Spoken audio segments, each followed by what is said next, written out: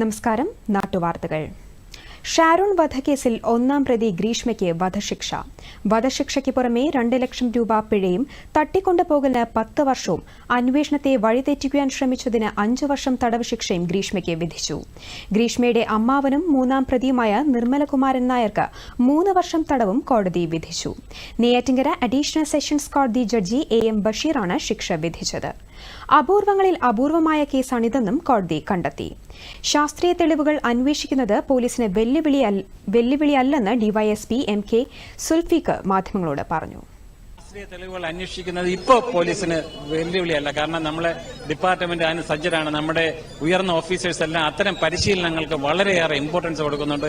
Constable മുതൽ DGP വരെയുള്ള എല്ലാ ഉദ്യോഗസ്ഥർക്കും ഡിജിറ്റൽ എവിഡൻസിനെ കുറിച്ച് കൃത്യമായ അറിവുണ്ട്. അത് എക്സ്ട്രാക്ട് ചെയ്യുന്നതിന് അവർ ഞങ്ങളെ തീർച്ചയായിട്ടും നിരന്തരം പ്രേരിപ്പിക്കുന്നുണ്ട്. അവരത് മോണിറ്റർ ചെയ്യുന്നുണ്ട്.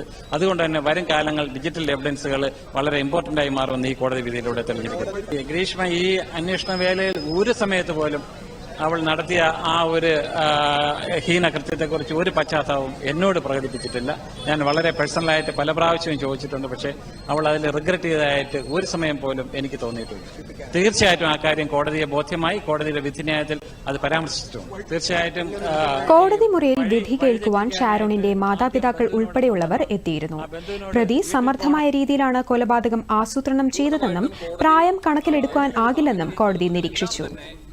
പ്രോസിക്യൂഷൻ ഉന്നയിച്ച സാഹചര്യ തെളിവുകൾ വ്യക്തമായിട്ട് കണ്ടെത്തുകയും യഥാർത്ഥത്തിൽ മറ്റൊരു വലിയ പ്രധാനപ്പെട്ട ഒരു തെളിവെന്ന് പറയുന്നത് പോലീസ് 307 IPC പോലീസിന് യഥാർത്ഥത്തിൽ അതിനകത്ത് ചേർക്കാൻ കഴിയാതിരുന്ന ഒരു സാഹചര്യം ഉണ്ടായിരുന്നു. കാരണം 22/8/2022 ഗ്രീഷ്മ ഇതിൽ ഒരു വളരെ ഹെവി ഡോസ് ഓഫ് പാരസിറ്റമോൾ കലക്കിയത് ജ്യൂസ് ആണ് എന്ന് പറഞ്ഞ് തെറ്റിദ്ധരിപ്പിച്ച് അത് കലക്കി കൊടുത്ത് വധിക്കാനായിട്ട് ഒരു ശ്രമം നടത്തിയിരുന്നു.